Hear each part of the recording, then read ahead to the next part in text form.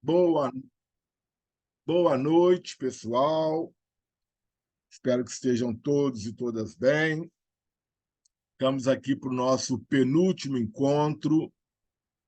Lembrando que hoje nós temos uma apresentação que vai ser conduzida pela Mariana e, de certa forma, dialogizada pela Priscila e com os pitacos de sempre que eu não resisto. A gente vai falar um pouco sobre um tema que é muito atual, um tema que é muito instigante, um tema que dá muito pano para manga, principalmente para quem é da área da informação, para quem procurou o curso pela área da informação. Quero lembrar para vocês que a gente já falou de memória do campo conceitual e epistemológico. A gente já falou sobre memória na perspectiva de lembranças, identidades, esquecimentos. A gente já falou de memória na perspectiva coletiva do Howell Watts. A gente já falou de memória na perspectiva de trabalho e de atualização a partir do Bergson. A gente já falou de memória a partir do Maurício de Abreu, lembrando aquela bela apresentação também da Priscila sobre memória das cidades, sobre memória urbana, né? A gente já falou sobre a questão geracional das narrativas dos velhos, a gente já falou sobre essa perspectiva patrimonial da memória, e hoje a gente vai falar um pouquinho sobre essa perspectiva da memória e informação, lembrando que a gente está aqui num curso muito amplo, numa perspectiva muito abrangente, muito introdutória, e depois, para os que tiverem interesses em se aprofundarem em um dos campos, ou uma das vertentes, ou uma das sub-áreas do que a gente esteja chamando de memória social, a gente pode ir dando algumas dicas aí, findo o curso. Tá? Quero lembrar a todos, reiterar mais uma vez, que, além da questão da presença para o certificado, é necessário que vocês entrem no link que a Priscila toda semana divulga e façam um relato de experiência do que foi, um breve relato do que tenha sido a sua experiência, as suas reflexões, por mais breves que sejam, na aula do dia. Na semana que vem, dia 20 é feriado, segunda-feira é feriado, então nós não teremos aula. E na semana seguinte, no dia 27 de novembro, aí nós teremos uma aula diferente, que eu não vou nem chamar de aula, eu vou chamar de um encontro. E este encontro eu vou pedir que a maioria de vocês possam abrir as câmeras para que falem e a gente possa vê-los, porque vai ser o dia de vocês falarem. Essa é a primeira versão do curso. Eu espero que haja outras versões. Eu quero ouvir sugestões, eu quero ouvir críticas, eu quero ouvir elogios, eu quero ouvir considerações, eu quero ouvir convite para me chamar para jantar pelo curso, eu quero ouvir vocês. Tá? E eu, Mariana, Priscila, Bia e André, vamos ser mais ouvintes do que propriamente falantes nesse encontro do dia 27. Tá? E olha que é difícil para todos nós esse lugar. Mas Todos são muito falantes. a gente tenta, a gente treina. É, o que eu sugeri no nosso programa para a aula de hoje é um recorte da dissertação de mestrado da Mariana, que eu tive o prazer de co-orientar lá no HCTE, que é o Programa de Pós-Graduação em História das Ciências Técnicas e Epistemologia, em que a Mariana ela fez um diálogo entre memória social e mídias digitais, redes sociais digitais, tem uma questão conceitual aí, né? E como recorte da pesquisa, ela olhou com um pouco mais de detalhe para o Instagram e as diversas formas de relações que são estabelecidas pelos usuários do Instagram numa perspectiva geracional, né? Eu vou eu vou depois no grupo, para além da apresentação da Mariana, eu vou colocar 4 fotografias de 4 livros, de 4 capas de livros que eu vou sugerir para quem tem interesse nessas reflexões sobre memória e redes, mídias digitais e correlatos. Um é o livro O Show do Eu, que foi uma obra de referência muito norteadora do trabalho da Mariana, né? Da Paula Sibilia. O outro é um livro, é uma organização, Teoria das Mídias Digitais, que tem também alguns capítulos que dialogam com memória. O outro é o que a internet está fazendo com os nossos cérebros, e o título A Geração Superficial. Tem um capítulo aqui especificamente sobre memória. E uma outra organização que eu gosto muito, me ajudou muito na pesquisa que eu fiz quando eu estive lá em Coimbra, entrevistando estudantes, que é o Interações em Rede, organizado pelo Alex Primo. Depois eu vou tirar foto das capas. Eu gosto de tirar foto das capas ao invés de só colocar o nome dos títulos e dos autores.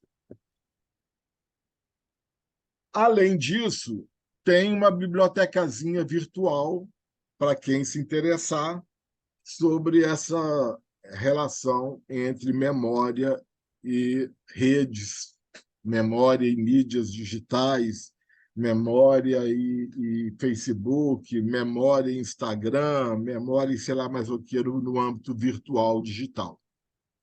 Ok? Então, já tendo falado muito e calando a minha boca agora, eu passo a bola para a Mariana. Para isso, eu preciso antes liberar para compartilhar. Todo seu, Mariana. Obrigado. Tá gravando, Antônio? Está gravando. Tá. Boa noite, gente. De antemão, já vou pedir desculpa a vocês, porque assim como o Antônio, assim como a Priscila, eu também tô baqueada por um resfriado. Acordei hoje com a garganta ruim, com coriza, esse tempo doido, que você entra no ar-condicionado, sai do ar-condicionado, um calor de 50 graus, minha imunidade desceu. Então, eu tô um pouco com a voz bem ruim, mas vamos lá que vai dar tudo certo. Eu vou compartilhar aqui com vocês a tela.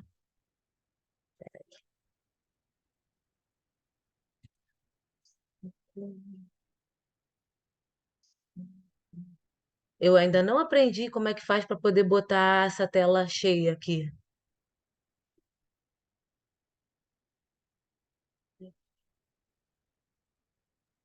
Mari, ali no Oi, canto inferior direito tem uma telinha. Do lado menos ali, tem como se fosse um projetorzinho. do lado do menos. Lá No embaixo, canto, no Zoom, tá vendo? no canto Hum, inferior direito, onde hum. tem onde tem, é, Tá, peraí. É porque eu tô com um negocinho aqui. Ah, onde tem a régua que você pode ir do menos para o mais, ah, tem um do lado do menos. Aí, esse daí. ah, foi. Eu sempre vou no F5. Então, gente, como o Antônio falou, a minha dissertação de mestrado, esse aqui foi o título da minha dissertação de mestrado. Eu estou trazendo para vocês um recorte bem pequenininho, porque a gente teve que fazer, um- recortar para poder trazer aqui, senão não ia dar tempo de trazer tudo.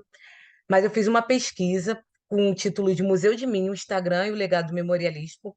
E durante a apresentação eu vou explicar um pouco do porquê desse título e de como eu cheguei a essa temática. E hoje, discutindo no grupo, até a Priscila falou: Nossa, Mari, eu li o seu texto e eu fiquei com. Me gerou uma angústia, um vazio, uma questão. Eu falei: Essa é a questão que me persegue há muitos anos e é algo que, assim, convive comigo, porque. De fato, quando eu fui apresentar minha dissertação e quando eu conversei com o Antônio, que foi meu orientador, com o meu orientador, o que eu falei para eles é o seguinte: é como se eu estivesse estudando a mim, porque eu faço parte da geração que eu estudei. Eu não trouxe o recorte geracional para o que a gente vai falar hoje, mas eu vou adiantar para vocês que eu estudei a geração Millennium, que é a geração ao qual eu faço parte, que é uma geração que está muito forte no Instagram hoje e é algo assim que é uma angústia minha, é algo que me persegue, sabe? E uma vez o Antônio falando, ele disse algo que me marcou muito, que ele falou assim, o seu tema de pesquisa, o que você for escolher para você pesquisar, tem que ser algo que te persegue, tem que ser algo que está ali, que rumina dentro de você. E, de fato, é essa questão das redes sociais é algo que rumina dentro em mim há muitos anos. Tanto que no meu TCC eu escrevi sobre o Facebook, na minha dissertação eu escrevi sobre o Instagram. Quem sabe no doutorado eu escreva sobre uma outra rede social, até brincaram do TikTok. Eu falei, não, TikTok não, porque o TikTok não é para mim. Mas, de fato, essa questão das redes sociais é algo que mexe muito comigo. E, enfim, vamos lá. O Museu de Mim, o Instagram como legado e o legado memorialístico. Vamos começar. As três temáticas que a gente escolheu trazer para vocês hoje, dentro da minha dissertação, foram essas aqui. A memória social no Instagram, como que a memória social ela funciona, como que ela se dá, a dinâmica dela dentro do Instagram. O Instagram como um museu de si mesmo e o eu performático e a construção identitária no Instagram. E o primeiro tema é a memória social no Instagram. Como que a memória social ela funciona, né? Como que se dá a dinâmica da memória social no Instagram? Esses dois pesquisadores, Carneiro e Germano, eles cunharam o termo de memórias autobiográficas ou memórias autonarrativas, que é a forma como a gente vê a memória social dentro do Instagram, que nada mais é que a forma como a gente conta a nossa própria história e a forma como a gente lembra de nós mesmos através das fotografias e das narrativas que a gente posta nas redes sociais. É uma memória autobiográfica, uma memória autonarrativa, porque é a gente, como é que eu posso explicar? É uma memória que a gente mesmo cria, uma memória que a gente mesmo conta, é uma história que é contada por nós mesmos. Mais à frente a gente vai ver que a Paula Sibila, que é a autora do livro que o Antônio indicou, O Show do Eu, uma antropóloga argentina, ela fala que nas redes sociais nós somos os autores, os narradores da nossa própria história. A gente sabe que numa história literária tem o autor e o narrador. E na rede social, nós somos os autores e os narradores, numa dinâmica que se completa. Você cria a sua própria história e você narra a sua própria história. E essa que é a memória autobiográfica, porque é uma história que você mesmo cria, é uma história que você mesmo conta, e da forma como você quer contar. Dessa forma, o que a gente vê no Instagram é uma produção de artefatos de memórias autobiográficas, que tem como propósito a comunicação das experiências vividas pelo indivíduo. Assim, é necessário refletir sobre esses novos papéis assumidos pela fotografia nos ambientes digitais. Os novos modos como os sujeitos elaboram lembranças de si e concepções de quem são, e os outros artefatos utilizados para lembrar, esquecer eventos vividos e para autoexpressão. Essa a memória social no Instagram. Como se pode perceber, é indissociável a ideia de se mostrar nas fotografias produzidas atualmente. O hábito de colecionar fotografias sobrevive, mas agora em suportes e com intenções bastante distintas dos clássicos álbuns de família. O que que acontece? Ao longo dos anos, a gente foi vendo que as fotografias elas foram mudando a forma como a gente recorda das nossas vivências. A fotografia, ela sempre existe, ela sempre, desde quando ela foi criada, ela sempre acompanhou as famílias, ela sempre acompanhou a nossa sociedade. Só que antigamente ela ficava restrita aos álbuns de família, aos portas-retratos, às paredes das casas. Quando as pessoas visitavam a geração com a qual faço parte, o milênio, a gente pegou toda essa transição. A gente pegou do analógico ao digital. A gente pegou a máquina que tinha que tirar foto, levar esqueci o nome, gente. Aquele negocinho, aquele negocinho que você vai para revelar. Filme. Negativo, filme. O negativo, isso, o negativo. Eu acompanhei muito a minha mãe na loja da Kodak, na loja da Deplat, aí botava lá dentro daquele negócio escuro para não queimar, e esperava, tinha toda aquela expectativa de ver como é que ficou a foto, revelava. Até hoje a gente vai na casa da minha mãe e tem o hábito de pegar as caixas de fotografias para ver as fotografias da infância e da adolescência, e depois a câmera digital, que a gente tirava as fotos também, passava pelo USB para o computador e ainda revelava. Eu, particularmente, ainda tenho o hábito de revelar as fotos, mesmo as que eu tiro no meu iPhone. Eu tenho o hábito de selecionar, fazer pelo menos uma vez por ano uma seleção e revelar e criar os meus albinhos. Mas é algo que ainda que se tornou raro, né? Mas, de fato, as fotografias que se limitavam aos álbuns de família hoje em dia estão nas redes. É o que a gente chama de publicização dos espaços privados. Aquilo que se restringia às casas, a quem visitava a sua casa, você mostrava os álbuns do bebê, os álbuns de 15 anos, os álbuns do batizado, dos aniversários. Era algo restrito a quem visitava a sua casa, aos familiares, aos amigos. Hoje em dia, não. Hoje em dia está na rede, para quem quiser ver. Você posta, você posta, você posta. E você cria o conteúdo, você cria as fotografias já pensando em postar. E assim, essa geração mais antiga, a geração da minha mãe, eu falo, gente, o que que a gente criou? Porque a minha mãe já tira foto pensando em postar. 66 anos ela já tira. Não, tira porque eu vou postar no meu Facebook. Tira porque eu vou postar no meu status.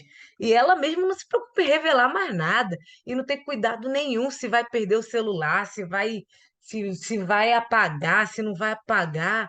E assim, é bizarro, eu acho bizarro, mas é de fato o que a gente está vivendo. É indissociável a ideia de se mostrar nas fotografias produzidas atualmente. E aquele hábito de colecionar, ele sobrevive, mas agora em suportes e com intenções muito diferentes, né? As intenções não é mais guardar, de reter aquela lembrança. A intenção agora é de mostrar. O outro fato a observar é a veracidade dessas memórias que são produzidas diariamente, com a intenção de gerar interação social dentro das redes sociais. Afinal, as fotografias que postadas são previamente filtradas, editadas, pensadas intencionalmente a fim de gerar curtidas, comentários e compartilhamentos. Antes, não que a gente não pensasse, não que a gente não fizesse uma pose, não que a gente não tivesse um mínimo de edição na hora de tirar uma foto que fosse para revelar. Mas hoje a coisa tomou uma proporção muito maior, Porque quando você pensa que tem um número muito maior de pessoas que vão ver as suas fotos e que tem toda essa dinâmica de curtir, de compartilhar, de comentar, a questão dos filtros das redes sociais é todo um arcabouço de ferramentas criado justamente para você editar a sua vida para postar. Então, assim, é toda uma intencionalidade por trás. Não é só você criar a foto. Você não mostra a realidade, você mostra o que você quer mostrar para postar. Você não tira mais foto com a intenção de reter a lembrança, você tira foto com a intenção de postar. Então, assim, os registros fotográficos e magéticos que estão sendo criados com uma intencionalidade, com a intenção de postar. Então, assim, que tipo de memória a gente está criando? Seria uma memória fake? O que que a gente está deixando de registro de imagem fotográfica para o futuro? É muito doido se a gente for parar para pensar, porque eu até botei essa imagem aqui, né? E conforme as gerações vão passando, tá ficando muito pior, porque se a gente for ver as fotos da galera mais nova, da geração Z, da geração Y, é muito mais editado, é muito, muito, muito, assim, é bizarro a geração do TikTok, assim, não tem quase nada de verdadeiro nas fotos. Então, é essa reflexão que eu tentei trazer na minha dissertação. Um outro conceito que eu trouxe aqui, deixa eu trazer, botar isso aqui para cá para eu conseguir ler. Foi o conceito do Instagram como museu de si mesmo. Da onde surgiu essa ideia do título do tema da dissertação? Em 2019, eu fui numa exposição no CCBB, não sei se alguém aqui foi nessa exposição também. E o título da exposição era Museum of Me, um mergulho da sua alma digital. Ela ficou em cartaz lá no CCBB no Rio, e foi depois de visitá-la que eu tive a ideia da central da minha dissertação. Eu já tinha, assim, mais ou menos na minha cabeça várias coisas do que eu queria escrever. Eu queria escrever sobre Instagram, eu queria escrever sobre memória social, eu queria escrever sobre fotografia digital, eu queria escrever sobre essa coisa do postar, essa coisa dos filtros, mas eu não sabia, eu não conseguia concatenar todas essas ideias. Quando eu fui nessa exposição, me deu um insight, falei, meu Deus, é isso que eu quero escrever. E a exposição era basicamente o seguinte: você era um cubo de 5 metros quadrados, se não me engano, todo preto, e você, antes de você entrar, você colocava o seu arroba, o arroba do seu Instagram, e você era aqui tem a foto de como é que funcionava. Você entrava sozinha na exposição e você ficava 10 minutos, acho que menos de 10 minutos, não lembro.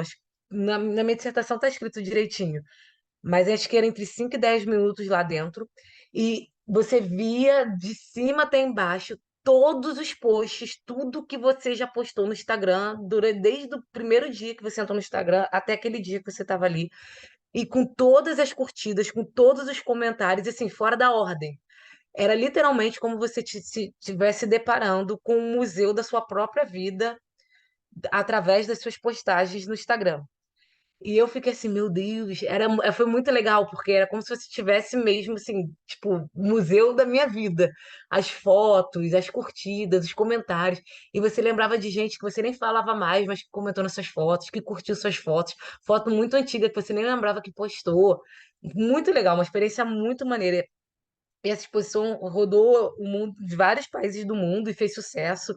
E foi ali que eu tive o insight do que eu falei. Eu saí de lá falando, cara, eu vou escrever sobre isso no meu mestrado. E foi daí que surgiu a ideia. E o Numa, Instagram numa como museu de... analogia, numa analogia mal comparada, essa câmera, ou melhor, essa câmara que você entrou, ela é quase que o cone de Bergson pela base. E a partir do momento que você vê tudo projetado, acontece essa multiplicidade instantânea de milhares e milhares e milhares de informações que se atualizam, né? Sim, sim, exatamente. Exatamente. Deixa eu botar aqui para eu conseguir ler. Peraí. Então, o Instagram, visto como um museu de si mesmo, é um lugar de memórias autobiográficas, como eu disse antes, no qual os indivíduos criam e recriam suas identidades a partir de um feed de fotos com legendas e histórias diárias. Através do Instagram, é possível revisitar acontecimentos, lugares e pessoas que passaram pela trajetória de vida de um usuário, compondo ali uma espécie de exposição da própria vida, no qual o usuário é o curador que seleciona o que deve ou não ser exposto. Então, assim, se você for comparar o Instagram como um museu de si mesmo, você vai ver que, assim, é um museu da sua própria vida, mas você é, ao mesmo tempo, a pessoa que está sendo exposta, mas você também é o curador da sua própria exposição, porque você quem manda. A qualquer momento você pode apagar uma foto, a qualquer momento você pode postar uma foto, a qualquer momento você pode editar um comentário, e tem toda uma relação dialógica, porque tem os comentários de outras pessoas, as curtidas de outras pessoas, e você comenta embaixo de outros comentários e vai criando aquela rede, aquela relação dialógica mesmo com o outro e toda essa a questão da identidade, porque a identidade ela é justamente o que se dá nesse jogo de dialógico entre você e o outro, e você vai criando e recriando. Ah, não quero mais assumir essa identidade de Mariana, torcedora do Fluminense, mas agora eu quero assumir essa identidade de Mariana bibliotecária. Não, mas agora eu não quero mais assumir essa identidade. E você vai jogando ali com vários perfis que você pode ir criando. É bem interessante. E, por último, o conceito do eu performático na construção identitária no Instagram. É o conceito da Paula Sibila. O cotidiano está em jogo, a vida comum deve ser registrada e compartilhada nas redes sociais. A Sibilia, ela denomina esse fenômeno crescente de um novo regime de poder, aquele que converteu você, eu e todos nós nas personalidades do momento. Deixa eu subir aqui para eu conseguir ler. É o que ela denomina como os usos confessionais da internet, nos quais cada pessoa dá o testemunho de si mesmo e, ao mesmo tempo, autor, narrador e personagem da história que cria através das redes sociais. Em síntese, são obras produzidas por artistas que encarnam uma nova forma de arte e um novo gênero de ficção, ou se trata de documentos verídicos acerca de vidas reais de pessoas como você, eu e todos nós. Ela faz uma comparação no livro dela com um verdadeiro espetáculo, né? Por isso que o nome do livro dela é O Show do Eu. É como se todos nós estivéssemos encenando um verdadeiro espetáculo. E faz uma analogia à sociedade do espetáculo, que é o termo do Guy Debord, né? Debord. Guy Debord, isso. E é como se estivéssemos todos num teatro nas redes sociais, e ao qual todos nós somos ao mesmo tempo autor, narrador e personagem da história que a gente está criando através das redes sociais. E não significa necessariamente que é uma história mentirosa. Não é uma história 100% mentirosa, mas também não é uma história 100% verdadeira, verídica. É uma história, é um gênero, é como se fosse um novo gênero de ficção. Mas, de fato, a gente tem que ter muito cuidado quando a gente olha para as redes sociais, porque a gente não está lidando ali com a 100% das vidas das pessoas, com 100% da veracidade das vidas das pessoas. A gente está lidando com um recorte minúsculo. Priscila levantou a mão, pode falar. Só para quando você estiver terminando, eu quero botar umas provocações para você. Eu não ouvi. Vocês ouviram, gente? Não, deixa eu só falar. Quando você estiver terminando, só para me avisar que aí eu vou já botar umas perguntas para você, umas provocações. Para mim? É. Ah, não, para mim não. Pergunta pro Antônio. Não, vamos bater uma bola aí, porque eu tenho umas ideias aqui que eu acabei achando sem querer. Enquanto você estava falando, eu fui pesquisar aqui, depois eu quero apresentar para você, mas vai aí. Tá bom. Mas já estou terminando. Acho que o próximo slide é a conclusão. Deixa eu ver aqui. Eu tenho umas provocações também, tá? Ah, não. Então, Não, mas é... as minhas provocações não são para você, não, é para a turma. tá ótimo. Então, aqui, essa parte também é bem legal, né? Nos últimos anos, houve uma explosão de ambientes instagramáveis, que é o termo usado para definir um ambiente que tem espaços dedicados a fotografias que podem fazer sucesso no Instagram. São cafeterias, restaurantes, exposições de artes e até igrejas que se empenham em tornar a experiência cada vez mais fotogênica, a fim de atrair um público que tem interesse em criar fotografias para postar. Por isso, cada vez mais os eventos da vida cotidiana estão se adaptando às câmeras fotográficas. Dessa forma, mostrar a vida real tornou-se normal. É muito interessante, né? Porque às vezes o lugar nem tem. A gente acabou discutindo um pouco isso hoje também no nosso grupo. Nem tem uma experiência tão maravilhosa assim. Mas qualquer lugar, gente, qualquer lugar que tiver um cantinho instagramável hoje, bomba na internet. É impressionante. Se tiver uma paredezinha para tirar uma foto, se tiver um cafezinho instagramável, um prato bonito, isso chama muita atenção na atualidade, porque a experiência, se tiver uma coisinha assim para poder tornar a experiência instagramável, ela de fato tem como é que vou dizer, uma vantagem competitiva em relação a outras coisas, porque tudo que existe tem que existir para ser postado. É, isso é muito, muito interessante, porque é muito visível no nosso cotidiano. E esse termo, essa palavra é nova, né? Quase um neologismo, instagramável. E é algo que a gente tem visto muito, porque é isso, é o que está aí tá acontecendo, é um fenômeno novo, nem tão novo assim, mas está em voga e tem tudo a ver com a pesquisa, tem tudo a ver com o que a gente tem vivido, com o que a Paula Sibila fala, e tá cada dia mais recorrente. E a experiência em si tem ficado cada vez mais em segundo plano. E assim, eu não sei, tô falando agora de mim, por mim, enquanto pessoa. Eu tenho sentido a necessidade de retornar ao real. Eu tenho sentido, eu não sei se a minha geração talvez comece a fazer esse caminho de volta. Mas eu, enquanto pessoa, e olha que eu sou uma pessoa muito instagramável, eu gosto muito de Instagram, gosto muito de postar, mas eu tenho levado esse tema para terapia e eu tenho sentido um movimento de amigos, de pessoas muito próximas, e tenho lido algumas coisas, ou ouvido alguns podcasts. Então, assim, talvez, pode ser, isso assim é um feeling meu, não sei. Mas talvez a minha geração esteja começando a fazer esse movimento de volta e esteja deixando para as próximas gerações essa coisa. E talvez seja esse o próximo passo, a gente começar a fazer esse movimento de volta em busca de coisas mais reais. Posso botar uma colocação que tem a ver com o que Pode. você estava falando? Você estava falando sobre colecionar. E assim, eu fiquei lembrando que quando eu estava Abaixo, fazendo também. Priscila, fala mais Tá perto do muito baixo. microfone. Oi, vocês estão me ouvindo melhor agora? Vou tirar aqui. Ainda tá Peraí. muito baixo. Estou ouvindo melhor agora? Sim, Sim? bem. Eu vou Bem tirar o melhor. fone. Ah, ótimo. Eu tô, eu tô aqui pegando o livro do Baudrillard, O Sistema de Objetos. E nesse livro dele, ele fala, tem uma parte sobre coleções. E eu acho que, assim, encaixa bem com o que você estava falando sobre coleção de fotos. É uma coleção.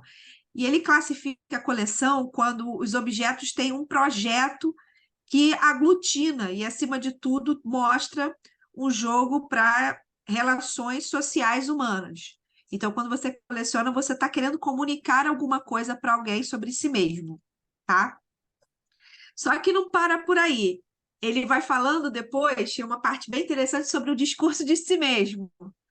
E aí ele termina falando assim: por se sentir alienado e volatilizado em um discurso social no qual as regras lhe escapam, é que o colecionador procura reconstruir um discurso que lhe seja transparente, já que detém os seus significados e que o último significado de tal discurso venha a ser, no fundo, ele mesmo.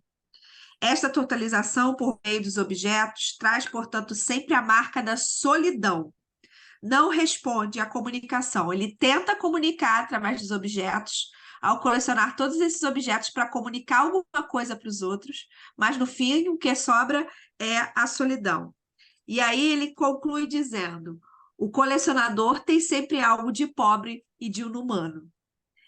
Então, assim, ele tenta, através da coleção dos objetos, no caso aí as fotos, construir uma comunicação externa, comunicar alguma coisa aos outros, mas no fundo essa comunicação por coleção ela não é completa, porque ela é mediada pelos objetos o tempo inteiro de uma forma que não satisfaz a comunicação humana. Você precisa daquele objeto para comunicar. E a gente para pensar nas fotos.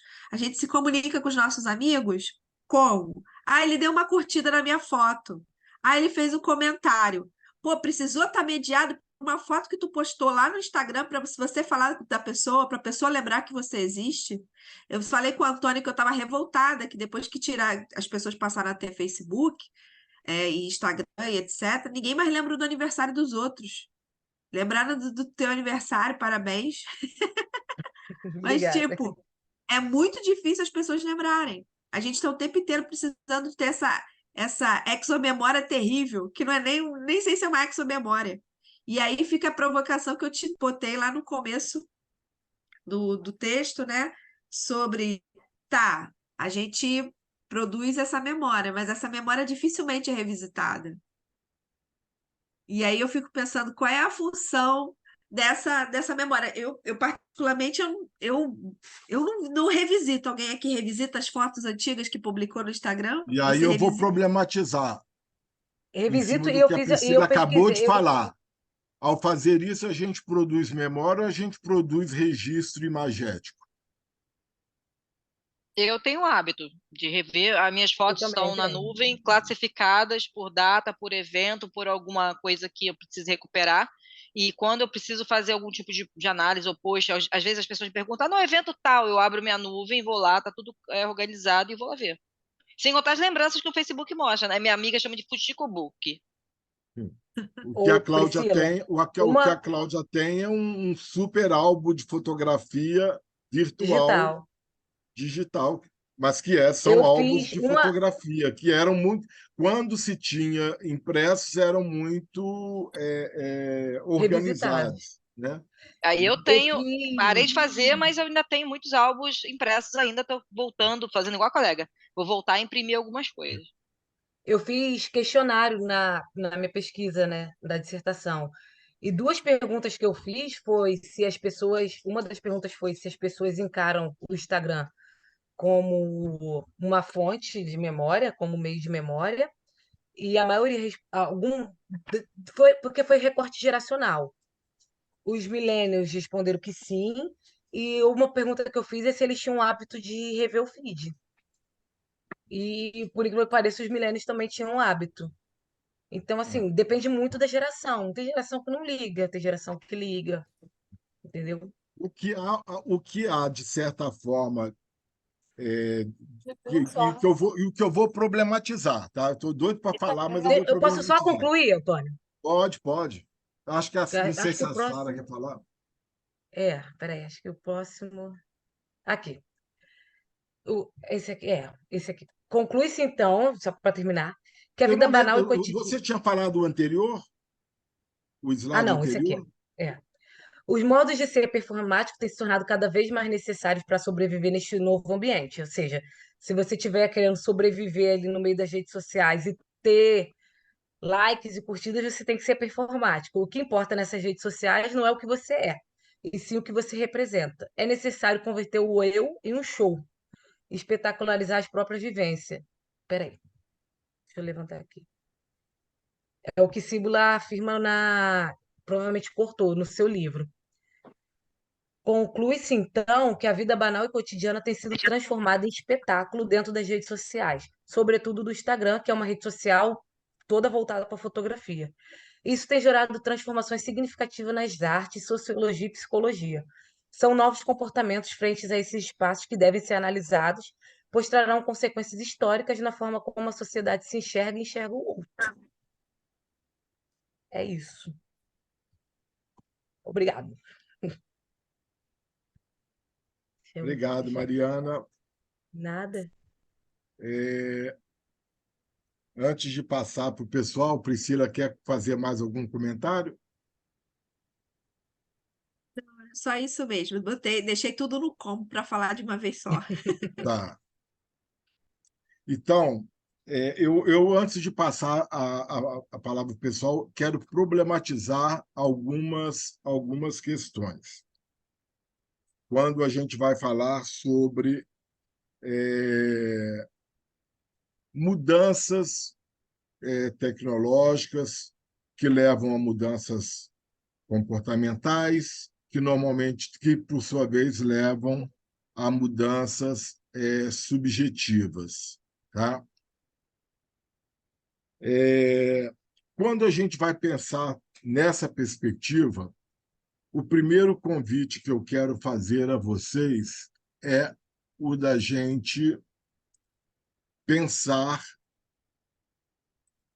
na perspectiva que foi colocada pelo apresentador desse livro aqui, do Roger Chartier. Quem foi meu aluno teve algum contato com esse livro, A Aventura do Livro, do Leitor ao Navegador, em que o Chartier, como historiador da cultura e do livro, ele faz uma longa reflexão sobre essa trajetória, né, desse artefato tão interessante, tão enigmático que é o livro.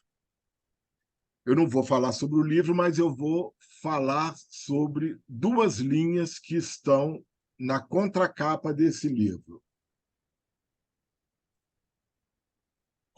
Na apresentação, Roger Chartier nos preserva tanto da nostalgia conservadora como da utopia ingênua.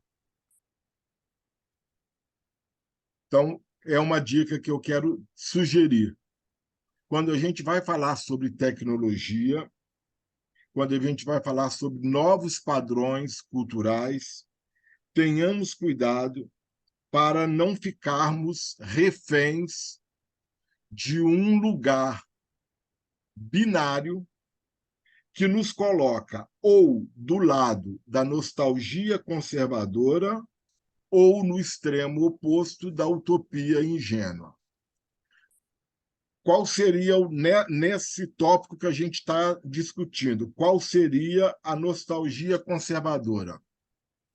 Quando não tinha era muito melhor, quando tinha interação face a face era muito melhor, quando ao invés de ficar relacionando virtualmente e relacionando presencialmente era muito melhor, quando tinha fotografia impressa com os álbuns de família era muito melhor, ou no lado contrário, que é o da utopia ingênua.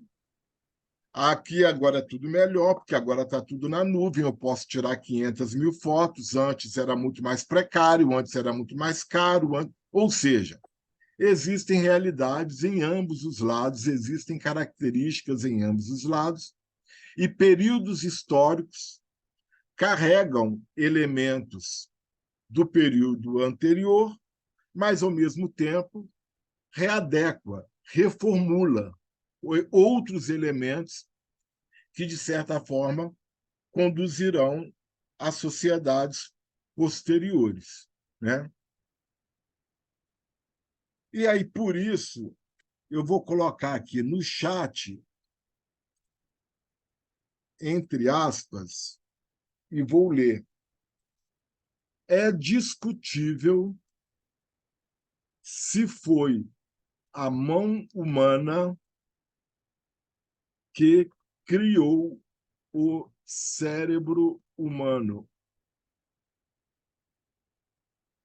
ou se foi o cérebro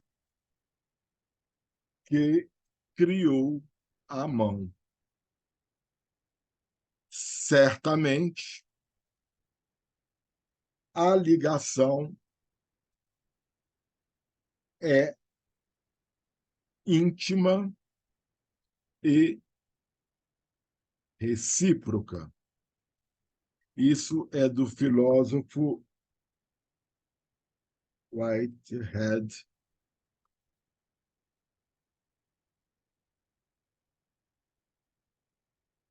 O que eu coloquei aqui no chat está nesse livro, que infelizmente é um livro esgotado, O Contexto Dinâmico da Informação, do Kevin McGarry. Quem teve história do registro da informação comigo não deve nem aguentar mais ouvir falar do Kevin McGarry.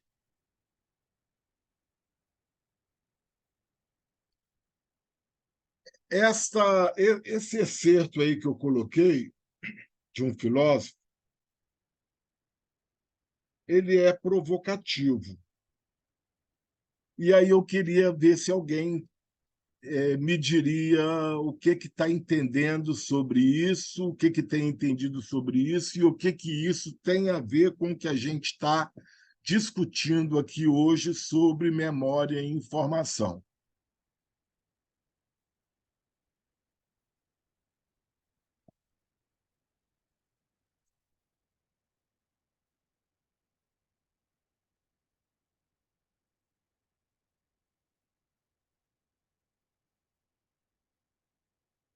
Esse texto ele está num capítulo que ele faz uma retrospectiva histórica da oralidade até a metade do século XX. O capítulo se chama Armazenamento e Transmissão de Informações na Sociedade.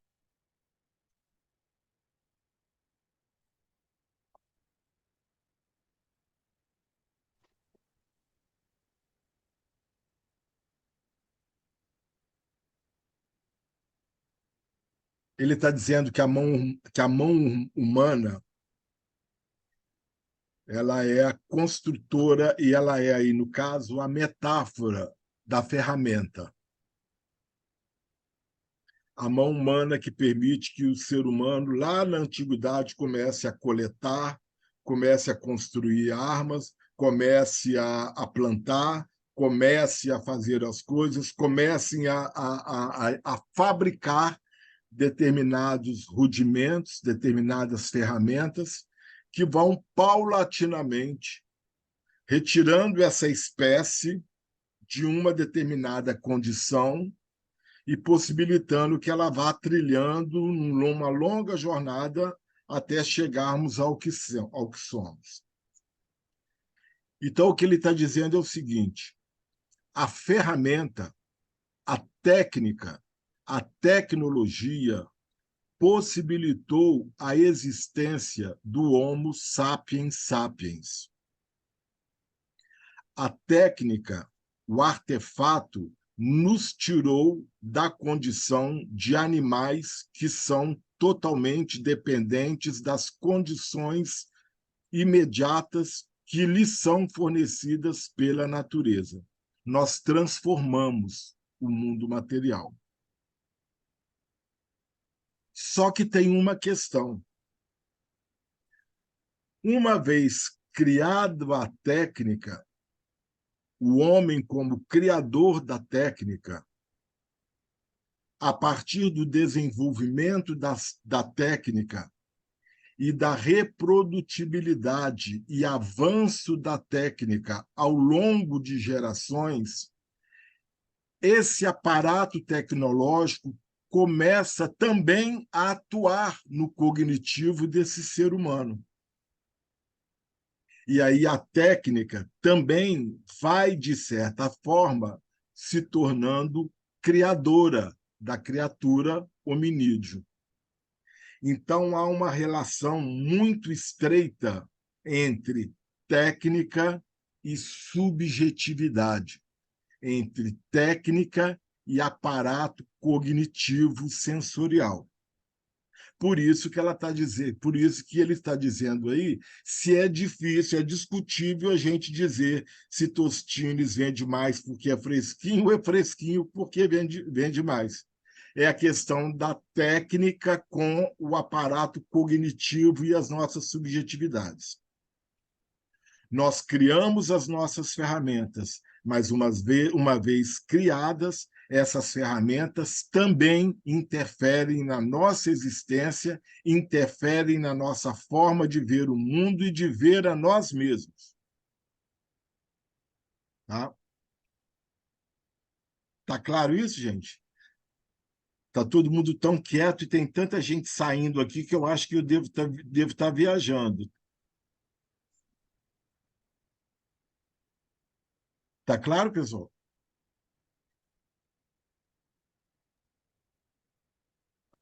Tranquilo.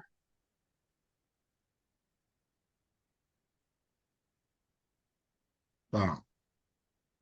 Então, é esse é essa perspectiva dessa relação entre técnica e subjetividades que a Paula Sibilia está trabalhando aqui neste e em outro livro que ela tem também sobre essa questão de técnicas e subjetividades.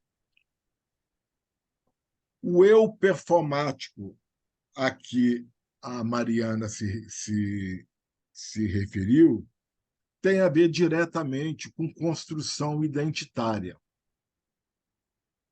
Só que é uma construção identitária que não é pensada a partir de uma introspecção, de uma introjeção do ser consigo próprio.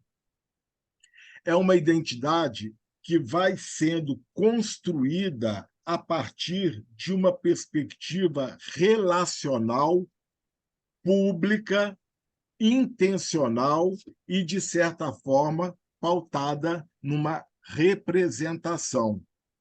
Daí ser performático.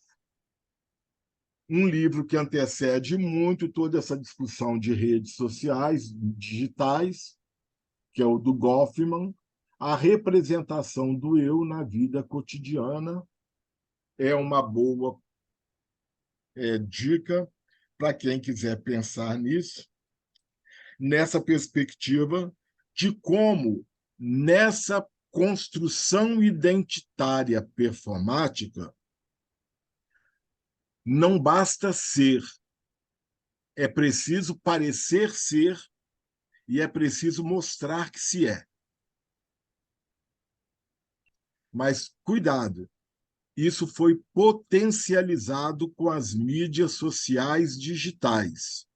Isso não foi criado por elas.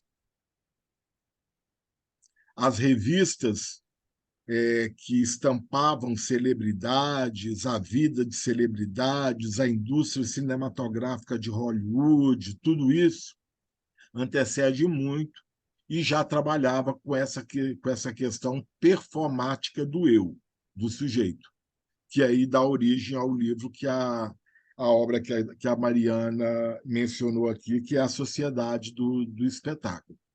Né? O Douglas está perguntando, poderíamos chamar essa construção identitária de superficial? Eu não sei bem se é superficial, o Douglas. Eu acho que ela é mais relacional e mais pautada numa representativa de um jogo que é um jogo interacional e simbólico. Agora, veja bem, não estou com isso dizendo que a identidade seja um núcleo duro e que a gente é o que é a vida toda. Também não é isso. Tá? Também não é isso. As identidades, eu gosto até mais da designação construção identitária do que propriamente da palavra identidade no singular. Eu gosto de construções identitárias. Por quê? Porque nós vamos construindo as nossas identidades, nós vamos construindo o nosso sentimento e a nossa percepção de sermos o que somos o tempo todo numa interação social. O meu jogo identitário ele muda a depender do lugar social que eu tiver. Tem determinadas características minhas que me acompanham com mais constância. Mas o Antônio professor, o Antônio filho, o Antônio irmão, o Antônio pai, o Antônio amante, o Antônio... Tem nuances a ponto de algumas pessoas me acharem uma pessoa extremamente calma. Doce ilusão. Eu sou um vulcão por dentro. De calma eu não tenho absolutamente nada. Né? Algumas pessoas me acham seguro.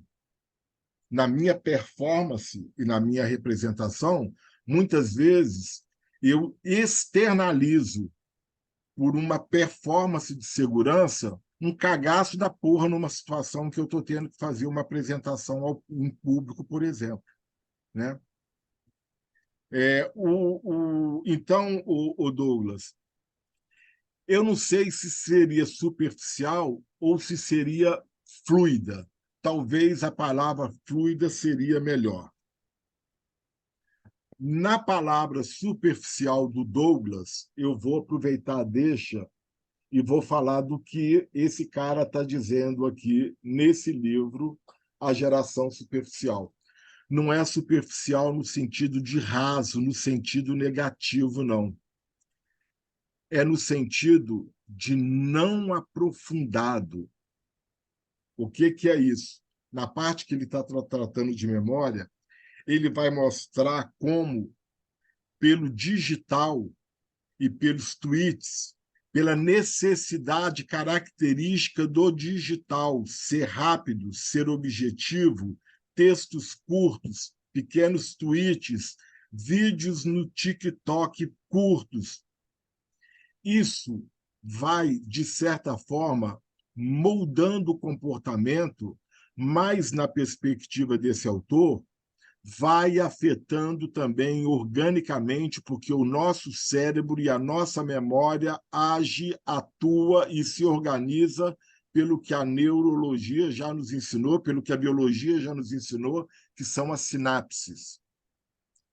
E o nosso cérebro ativa áreas diferentes quando eu estou fazendo uma leitura que me exige concentração de 2 horas, um texto longo. O meu cérebro ativa áreas diferentes quando eu estou vendo um filme que tem princípio, meio e fim e vai fazer com que eu tenha que ter a atenção voltada durante 1h40, 2 horas para a tela do cinema ou para a tela da TV, não importa, mas é uma obra longa. Quanto menos eu exercitar isso, mais dificuldades eu vou ter, porque o meu cérebro passa a não ter os circuitos neurológicos ativados com frequência para ler um texto longo, para ver um filme longo. Então, isso leva a uma nova forma que talvez gere uma maior dificuldade de concentração para a leitura intensiva e para uma reflexão que demande um tempo maior de maturidade, né? E aí, nessa perspectiva do digital, e eu estou falando digital, porque a gente viu que virtual não é necessariamente digital, existe dimensão virtual na nossa memória, por exemplo, que não tem a ver com digital. Eu fotografei e coloquei aí no grupo para vocês o que a gente está chamando de experiência, que é diferente de vivência.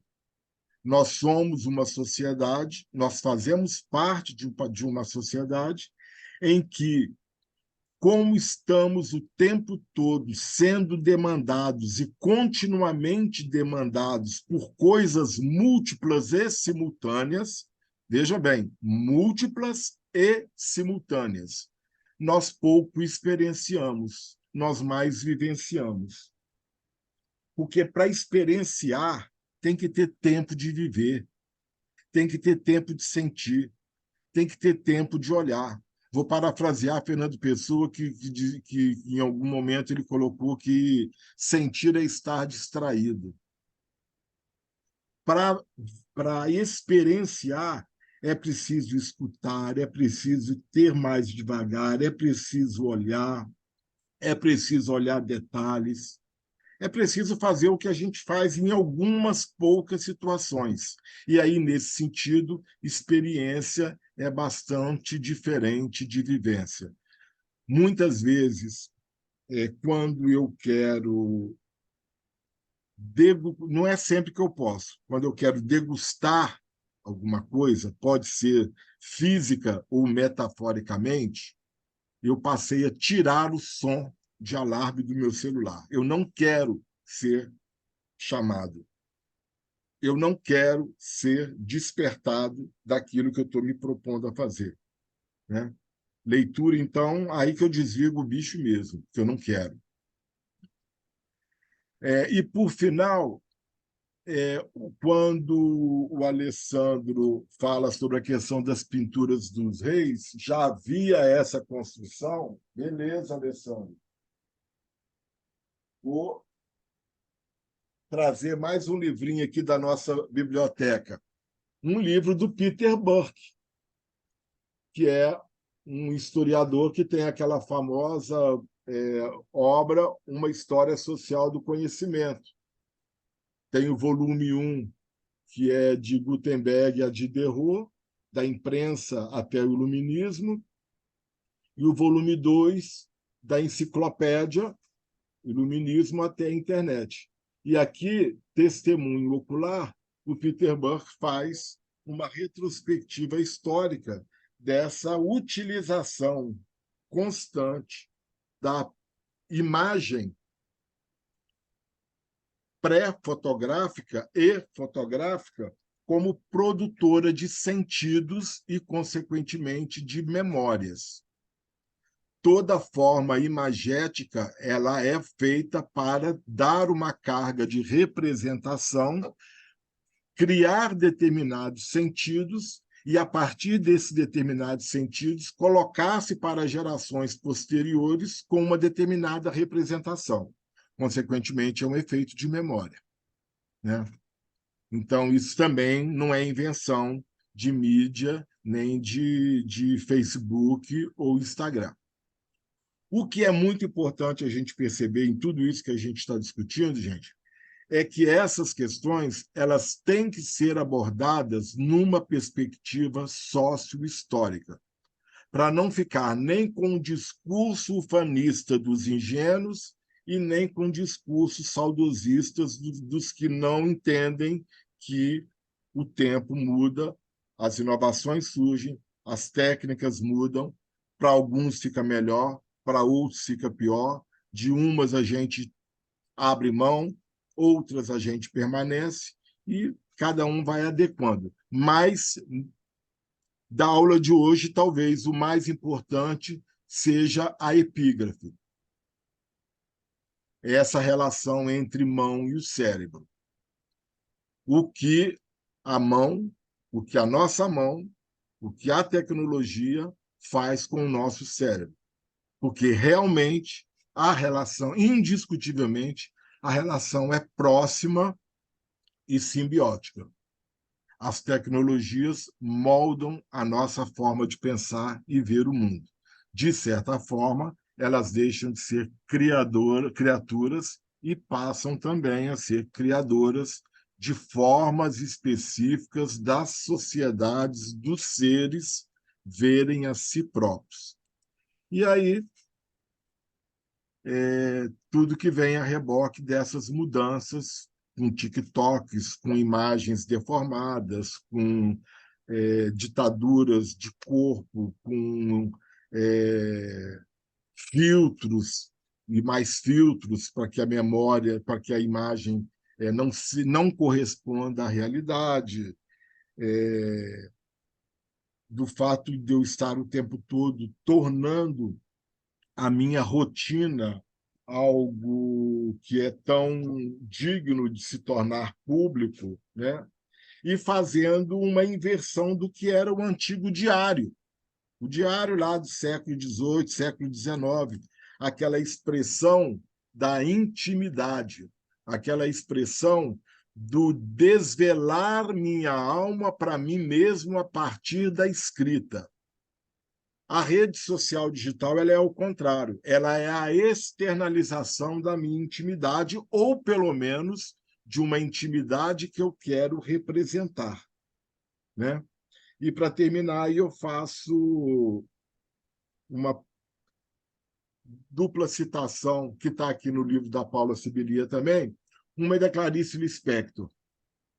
Depois, quando eu aprendi a ler, devorava os livros e pensava que eles eram como árvores, como bicho, coisa que nasce. Não sabia que havia um autor por trás de tudo. Lá pelas tantas, eu descobri que era assim e disse: isso eu também quero. Mas escrever memórias não faz o meu estilo. É levar ao público passagens de uma vida. A minha é muito pessoal. E uma outra da socialite Vera Loyola, muito famosa nos anos 2000. Acho bom aparecer nessas revistas de celebridades. O dia mais triste da minha vida será aquele em que os fotógrafos virarem as costas para mim. Vou achar que não sou mais uma pessoa querida, não sou mais interessante. Percebam que são duas formas absolutamente, radicalmente distintas de entender-se como o ser que vai se mostrar ao coletivo, né? Uma de Clarice e outra de Vera Loyola. Não farei julgamento de valor de nenhuma das duas, né? E aí, Alessandro, o que percebo é uma construção de quem usa. Antigamente, pessoas com maiores poderes detinham possibilidade de construir essa imagem na sociedade, pintura e fotografias. Hoje em dia, é mais difundida a toda a sociedade. A tecnologia é mais acessível. Sim, é um fato de que a tecnologia ela é mais acessível, né? Não sei se acessível cabe como sinônimo de democrática, que durante muito tempo essa explosão tecnológica foi dita como democrática. E a depender do conteúdo informacional, eu não sei se acessibilidade e democracia são sinônimos, né? Enfim, é isso. Falei muito, está todo mundo muito quietinho. Até os meus extensionistas me deixaram hoje aqui com a janelinha tudo fechada. Calor, Antônio, tá Brenda está bombando. dizendo: o que a Priscila falou sobre coleções me fez lembrar do que o Guy Debord fala sobre a sociedade dos espetáculos. É isso mesmo, Brenda. O espetáculo não é um conjunto de imagens, mas uma relação social entre pessoas mediada por imagens. Perfeito. As nossas autorrepresentações nas mídias sociais digitais mediam essa relação, se é que entendi bem o que ele quis dizer. Entendeu perfeitamente. 100%, Brenda.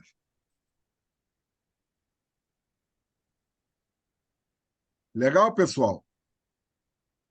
Então, vamos dormir? Vamos descansar? Semana que Todo vem, mundo derretendo. hein? Tá todo mundo derretendo, Antônio. Ao Né? calor. O pessoal tá quieto para poder economizar energia. Eu tive que ligar o ar-condicionado, que eu não estava aguentando. Não, eu confesso que eu estou aqui também no ar ligado, por isso que eu estou falando. Então, e, e olha, do jeito que eu estava de ontem para hoje, eu nem sabia se eu ia dar aula, mas o bom é que eu me animo. É igual, é alguma coisa parecida com o que os atores falam quando entra no palco. Deve ser alguma coisa parecida. Então, queridos e queridas, boa noite para todo mundo. E semana que vem temos o feriado. E no dia 27, podem aquecer as cordas vocais, que eu quero ouvi-los e ouvi-las. Tá bom? Gente, eu parei de falar porque enfim, eu vim comer. Ah, novidade. Novidade. Então, beleza. Ela Boa comeu no noite. início.